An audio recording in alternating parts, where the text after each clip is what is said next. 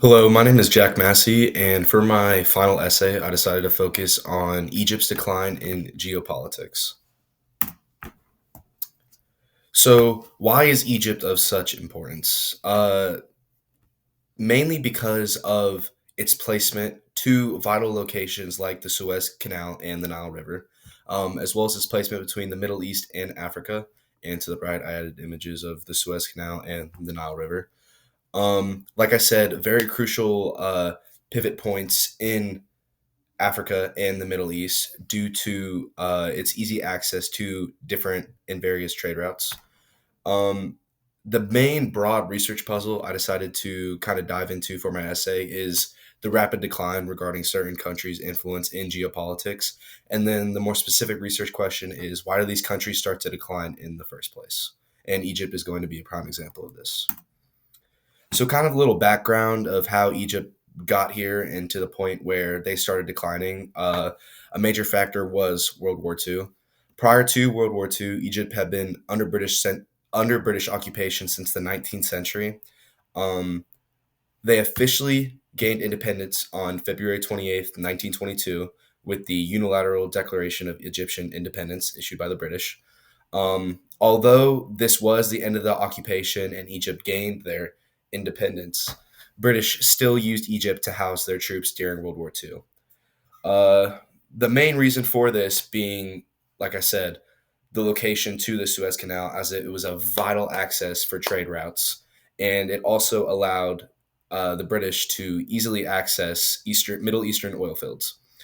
And then during this time, very, very few Egyptians backed the British and opposed them very outwardly, which leads me to my next point in the Egyptian Revolution of 1952.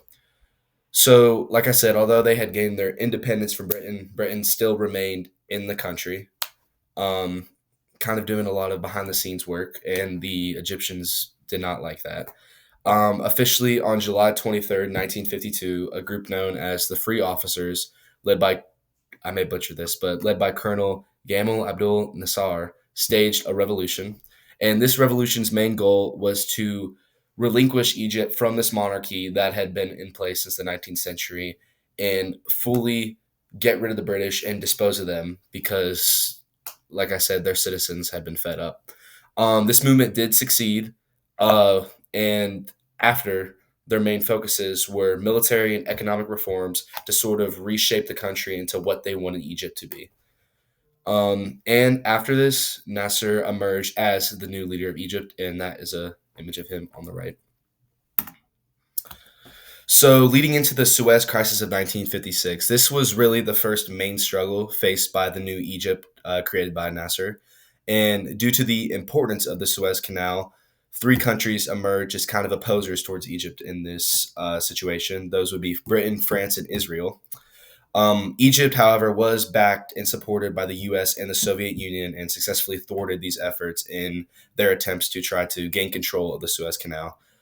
This victory was very important to Egypt as it symbolized Egypt had sovereignty and was now an official republic. So, kind of the current struggles and solutions Egypt's still facing. They still struggle with issues of autonomy due to the amount of time they were occupied by the British. And some of these specific problems include economic hardship, housing shortages, which leads to overpopulation, and then literacy rates and education are also not a very good area of Egyptian society. And then some view Egypt as falling behind in the world of geopolitics, which they are. My solution to this would, instead of focusing on trying to maybe get a jump on in the world of geopolitics, it would be focus on these internal problems that they're facing. If they attempted to gain more power in the state they're currently in, it would do more harm than benefit.